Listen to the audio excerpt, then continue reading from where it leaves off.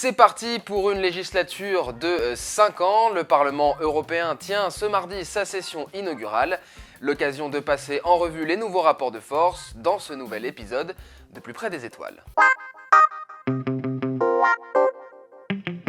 Au niveau des groupes parlementaires, les conservateurs du PPE, le Parti populaire européen et les sociaux-démocrates restent de loin les deux grands blocs majoritaires, malgré une baisse significative de leurs élus. Les grands gagnants sont finalement les libéraux qui accueillent désormais les élus de la République en marche.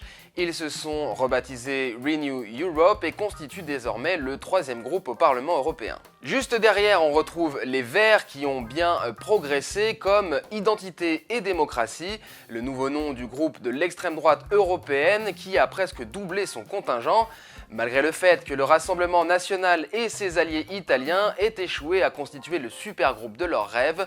On en parlait d'ailleurs ici il y a quelques semaines. Elle visait le troisième groupe en termes d'effectifs à Strasbourg et à Bruxelles, mais l'extrême droite européenne devra finalement se contenter de la 5e place. Le groupe des conservateurs polonais et des Tories britanniques ferme la marche.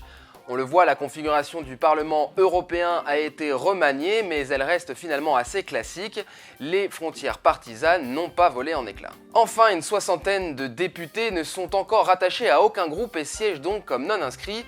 C'est le cas par exemple du mouvement 5 étoiles italien, membre de la coalition au pouvoir, qui a été rejeté par le groupe de la gauche radicale en raison de la politique migratoire du gouvernement transalpin. Ce nouvel équilibre devrait de toute façon bouger si le Brexit intervient après le 31 octobre comme c'est prévu, mais dans l'immédiat, les députés européens doivent élire mercredi leur président ainsi que 14 vice-présidents et 5 questeurs.